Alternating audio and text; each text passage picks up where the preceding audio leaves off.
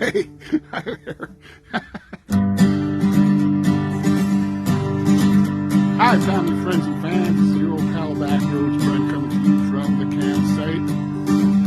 We're going to start off this shindig with a Backroads Brent theme song. I like this right here. This is the story of Backroads Brent, traveling in backroads wherever he went. Now until forever he'd follow his nose, riding them backroads wherever he goes. Backroads Brent, Backroads Brent, Backroads Brent, pays no rent. Backroads Brent, heaven sent. This is what you're doing. Everything he knows he's heaven sent.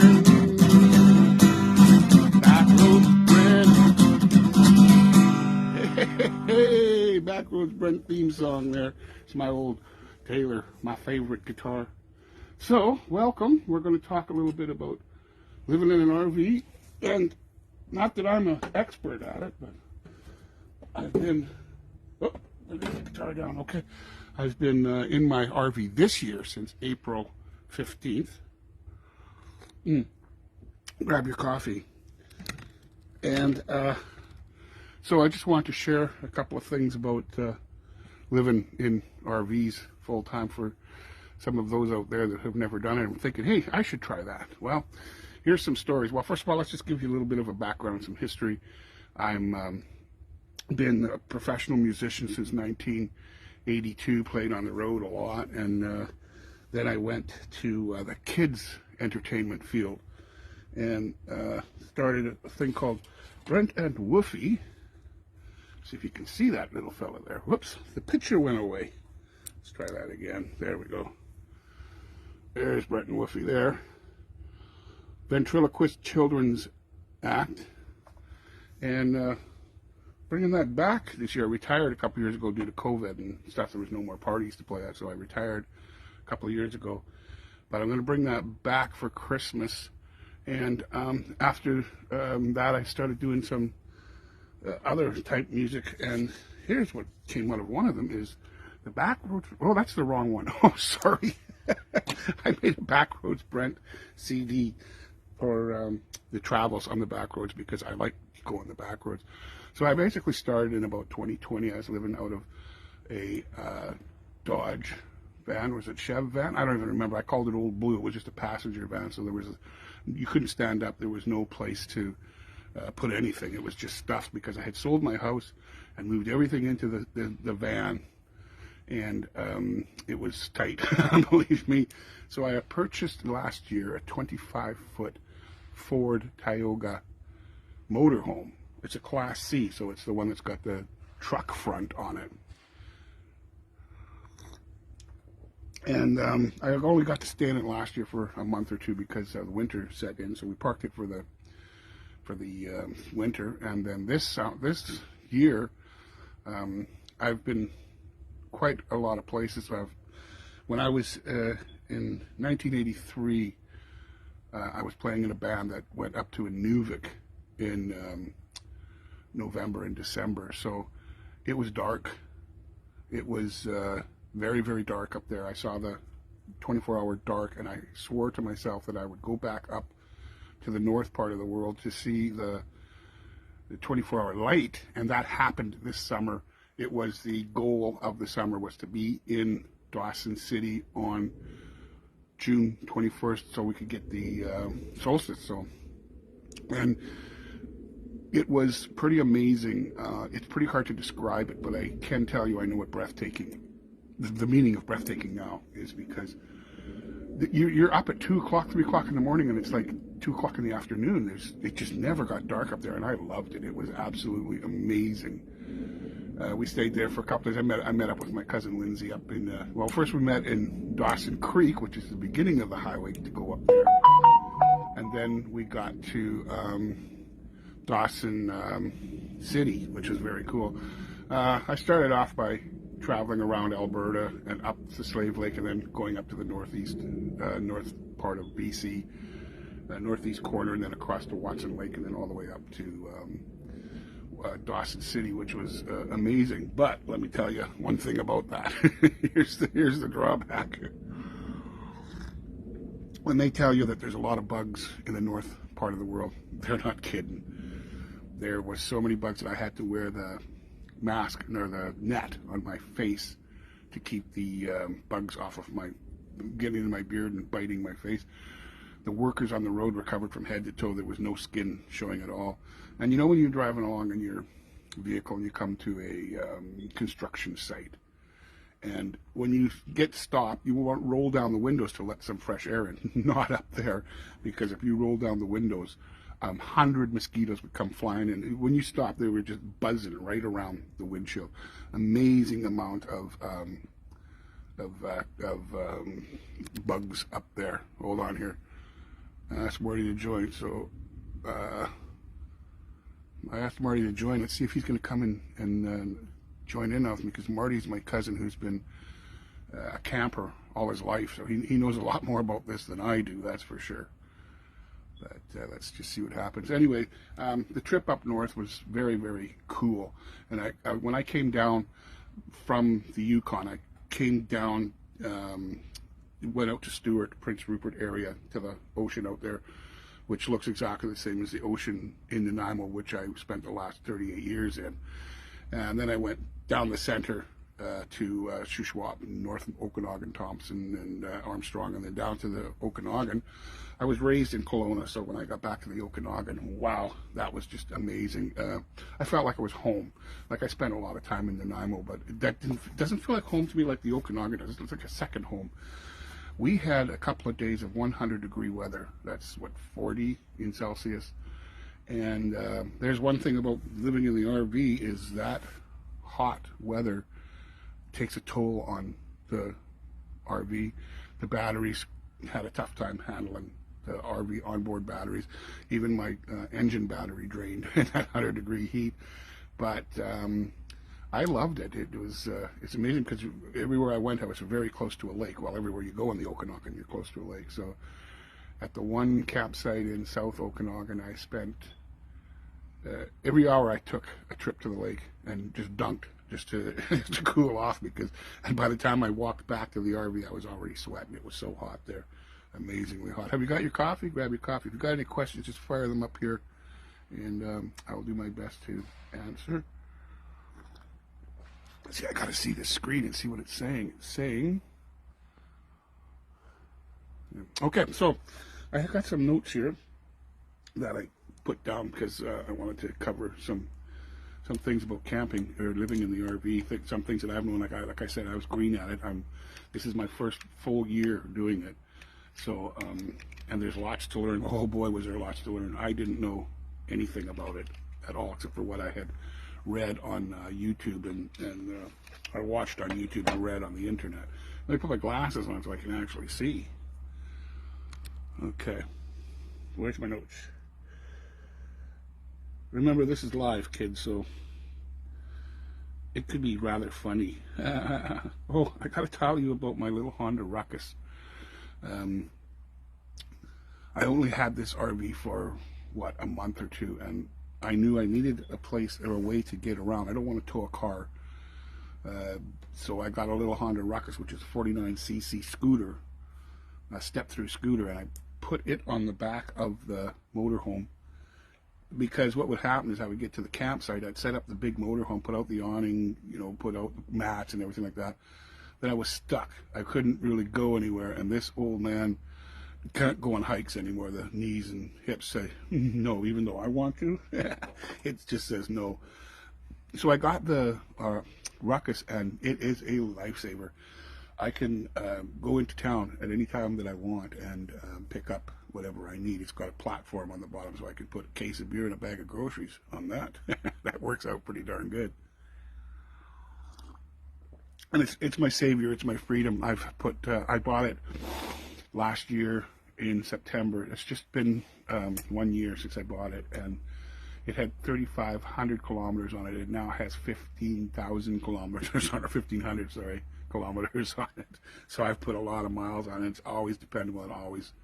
It's just a wonderful little toy But I would recommend for somebody who's living in an RV, a motorhome, who can't get around, if you're stuck, get a little bike. The thing weighs 200 pounds. I weigh more than it does, so I can carry that thing around with me.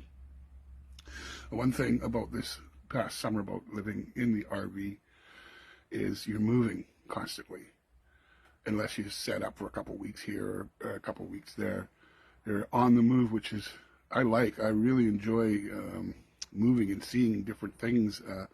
When you live in a house for 33 years like I did, and you look out the front window and you see the same thing day after day after day after day, this is completely different. This is something new every day, something different, and sights I've never seen before. I have not done a lot of traveling in my life, so this is all new to me. But you're moving all the time, and the best part is if you don't like your neighbors, move. Just pack up and go. Put everything on your back and pack up and go. To talk to you about the weather this summer, I have been so fortunate because barely any rain except for the last 2 days. By the way, I'm in Cultus Lake area right now, and the last 2 days it's been raining, but right up until then we had summer weather. One of the weirdest things was riding my ruckus down the road beside the lake in a t-shirt and shorts, summer weather, and watching the leaves fall at the same time. I've never seen that before because we are, end of October, the leaves are falling. So that was pretty cool. But to just be able to get up and move is, it's great. I love it. Just pack up and go. Do I miss my house? Sure I do. There's quite a few things I miss in my house. One is my private backyard that I could pull the car into and work on. The other one is the shower. I had a beautiful, strong shower, and having the stability, of course, and all the room, because when you live in this thing, you're tight like that. Everything is, you pick up a pile of junk from here to get something under there, and then you move it, and you got to move it back to put that pile of junk back there, and then put that pile of junk there. I am planning on scaling down. After this year, I'm going to sell this big beast and get a smaller vehicle, which means most of the stuff that's in here is going to get storage or got rid of. I was saying that I've moved everything from my house into this beast. So it's packed. There's junk in here I never even use. I just move it around. So living in an RV, you got to be kind of a minimalist. No, you have to be a minimalist. Otherwise, you're just, crammed, just absolutely full, crammed. I have a couple of options coming up here. I might get one of those old Dodge camper vans because it's just me, and a 25-foot motorhome is made for 6 people. My joke is it sleeps 6 people, 9 if you're having a party. So it's just too much room, but this motorhome has everything. The only thing that it doesn't have is laundry. It's got everything else. And I got stove, fridge, microwave, oven, double sinks, hot water tank. Oh, I want to tell you about the hot water tank, too. I was bitching and complaining the other day that the hot water tank does not have a thermometer on it. It's either on or off, and it cooks the water so hot that you can scald yourself. And I was bitching and complaining, saying, man, that stupid water. And then I thought, wait a minute. I am very grateful I have a hot water tank. So let's just think about it that way, right? And keep the hot water tank really, really, really hot. But everything else, I got everything I need. But I don't need much, that's for sure. Let's see, what else have I got written down here? Yeah, I got that. Oh, here's a story about camping and the campsites. And one morning I got up and my barbecue was missing. I have a tabletop portable propane barbecue. And I was thinking, why would somebody steal my barbecue? But every day I undo the propane so that it does not leak and loose and leak out all over the place. So I'm looking around and I notice that the barbecue's missing, but the propane is still there. And I'm thinking, why would somebody steal my barbecue but leave the propane bottle? So I'm trying to figure this mystery out, and I look a little bit farther away from the picnic table, and there's the grill and the little piece of tin that separates the grill from the fire. That's laying there. Why would somebody steal that? And then what I realized, in the water jug, there was a great big claw, tooth mark. A bear had bit into the water jug and took my barbecue. He stole my barbecue. And I looked all over that campsite and area, and I could not find it. He must have taken it a long, long way and just licked all the grease off of it. But yeah, who would think, a bear would steal your barbecue? The thing I was talking about earlier about having everything in the motorhome, a lot of time, this motorhome is equipped for boondocking, which means there's no hookups, but it's got a generator, built-in generator. I have a spare generator. It has, like I said, hot water tank. It has a shower. It has outdoor shower. It has everything for living without being plugged into anything. However, it does not have any solar, which where I live, you don't get enough sun for solar, so that doesn't really make any difference. But every once in a while, I will get to a campsite like I am here that has full hookups. I plug the water in, I plug the power in, I hook up the sewer. So it's just like living in an apartment when you have a very small apartment, when you have all of those things, everything hooked up. And I'm spending 21 sleeps here. So this is I'm wrapping it up for the season. I've got one more stop. I'm going up to Porta Cove and meeting my cousin up there. Unfortunately, the weather says it's going to rain, but hey, we're getting into the rainy season, so it's the last stop. So I'm a solo camper, so I'm going to have some friends to camp with, and that's going to be really cool. And then park it for the winter, take it in, get the repairs done, and put the for sale sign on it, and then we'll see what happens next year. I have a plan to go to Ontario. Well, let's just backtrack here a little bit, because in 2020, my original plan was to start Backroads Brent, was to sell the house, buy a Dodge Ram camper van, put a canoe on the top, and drive from Nanaimo to Newfoundland. My brother lives in Newfoundland, and him and his family are out there, so it gives me a good reason to go to Newfoundland. I've always wanted to go to Newfoundland, but now I have a really good reason. Now, that didn't work because of COVID. That just kind of squished everything. The Backroads Brent cross-country travel didn't work. But it's still always been in the back burner. But I don't want to take this great big motorhome across the country because of gas.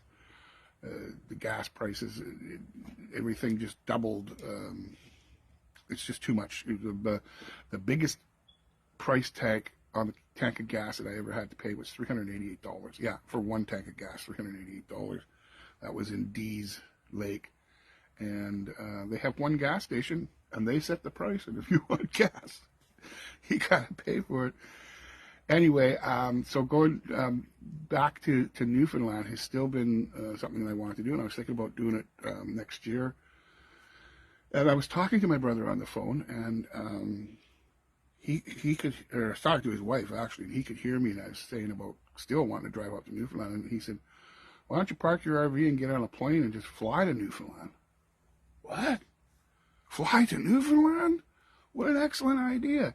So I have booked the flight. I'm going to go to Newfoundland for Christmas. Yeah, it's going to be a Newfie Christmas. I've never been there. I've never been east of Winnipeg. So going out to Newfoundland, well, that's one of the reasons I wanted to do the cross-country trip, was to see the country, because I haven't really seen much of it except for beautiful BC, of course. And so I'm going to be a Newfie Christmas. I'm actually going to show up on Christmas Eve in Gander, and they'll come and pick me up. So it's like wham, bam, right into Christmas. So that's going to be very interesting. So that means I don't have to drive all the way across the country, but I still want to go to Ontario because I've never been to Ontario. So that's going to be my destination next year, next summer, is go to Ontario and spend some time out there. Plus, it may work out that I go be a snowbird this year and go down south to Arizona for a couple of months. Who knows? We'll see. We'll see how that works out. Sometimes that kind of stuff works out fine, and sometimes it doesn't. So,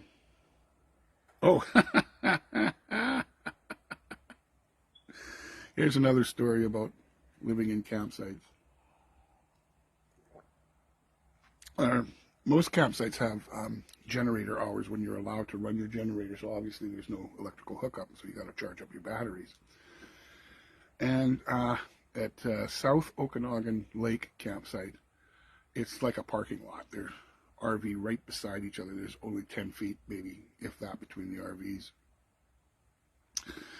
And they have the picnic tables down the hill a little bit. You work right outside the door like they are in most campsites. So when you are at this campsite at 6 o'clock, you know it's 6 o'clock because every RV, there's 20 or 30 in a row, and every single one of them starts their generator at 6 o'clock. It's like it's nice and quiet, and then all of a sudden, and including me, I started mine at 6 o'clock too and ran it for a couple of hours. Basically had to have the head, like the ear protectors on at that time, or go for a walk or do something else while all the, and exhaust, woof, smell of exhaust was crazy, but that's part of camping in the campsites. But I will tell you that one of the best things about being a full-time RVer is the quiet. You get out to these campsites here and it's just no traffic, there's no sirens, there's no cars screaming and honking, and no big trucks and no exhaust. And this is one of the reasons that I started to do this, because when I lived in Nanaimo, I lived in a busy corner, and breathed a lot of exhaust and things like that. So I used to watch on the YouTube that people said when they got out of their house and got out of the city, they got healthier. I have to admit, I used to have big time nose and ears problems, but that's not as bad as it used to be because I'm not breathing all that exhaust all the time. So, all right, well, I don't know if I'm doing this right, but I don't see any questions on here or any hellos or something, so I don't know. I'm new at doing this Facebook Live thing. So I'm just waiting to see if somebody's got a question. I don't know. Doesn't matter. I could yak here for a little while, but I think I'm pretty much done. The one thing that I will discuss is the shock, I would say, of running an RV. There, I see somebody on there now. Hey, Brian. I see Marty's on there too. I wasn't prepared for the amount of repairs and breakdowns and things that go wrong in this rattling, rolling, constantly moving house on wheels. When people talk about their boats and how much it costs to keep a boat running, BOAT, Marty, you'll know about this one. That means bring on another 1,000, because every time you turn around, the boat's costing you another $1,000. Same thing with the motorhome. Every time I turn around, there's something wrong with it. I did have the roof sealed this year and put new tires on it and done all the maintenance and got, fixed up this and fixed up that and got everything up to, I changed the toilet too in the RV, which was a really, really good thing to do. Hi, Marty. I know you've been watching. I just now figured out that you could respond. Marty's my cousin. Now Marty's got an interesting adventure. You can find out from him what he's got going on, but I have a whole family of experienced RVers and campers in Marty's family, and I always constantly talking to them because they know, because they've been doing it since they were kids. Their dad took them camping. This is the first time I've been in the last few years that I've been a camper.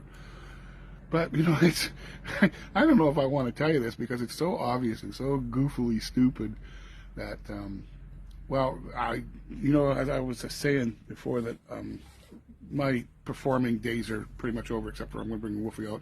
So now I just make CDs and record songs, and I brought my whole studio with me in this RV.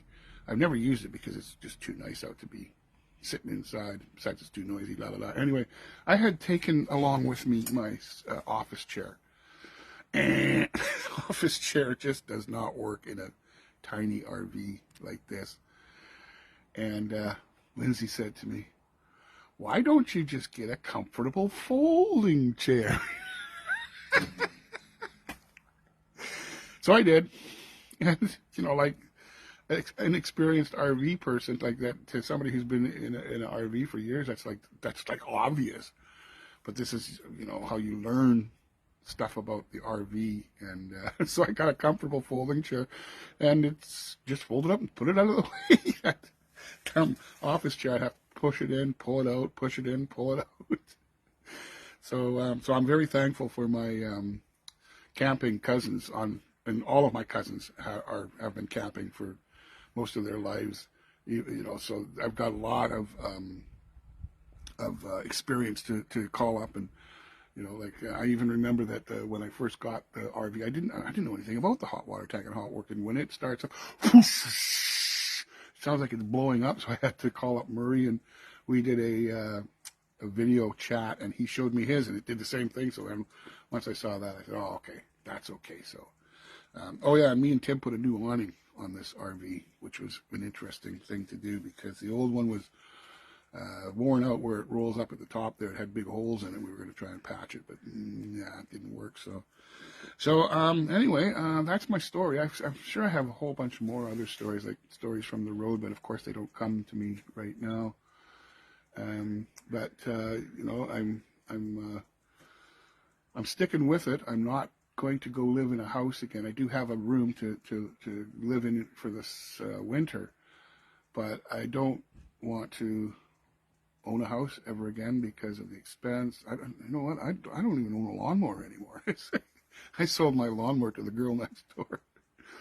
And I haven't cut grass, yard work, or maybe asked me before about things that I miss. I missed the fireplace in the living room because for 33 years we went to Gogo's Tree Farm and got a Christmas tree. I don't get that anymore. I don't get the smell of the Christmas tree. That sort of thing. Like turkey dinner. I didn't get a Thanksgiving turkey dinner. Oh, are we back? Went away there for a second. Looks like we're back now. So I was just wrapping it up anyways. I was just saying that there's a few things that I miss, but to trade it to the other side where I'm out of the city is there's just no comparison to what I miss from what I gain. I've gained a heck of a lot more than I lost. Of course, when I say that, I start thinking about my backyard, how much I loved my backyard. But oh well, there's lots of backyards in the world. So so I think I'm going to wrap it up now, because that's one thing. I'm a solo camper. I can go 3 or 4 days without speaking a word, not talking to anybody.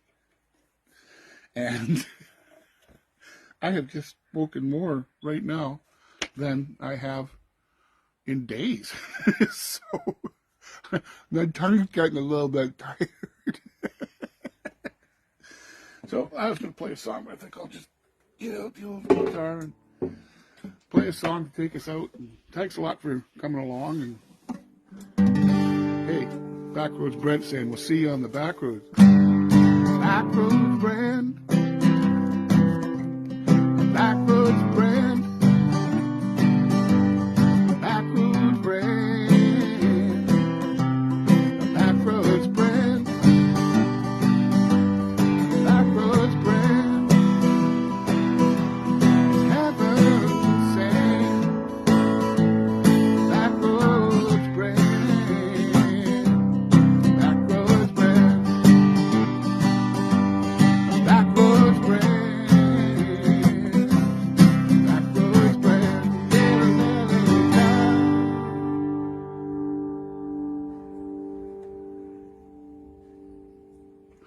Backroads Brent. Sorry, I'm just reading the text. Backroads Brent. Thanks a lot, guys. We'll see you on the Backroads, eh?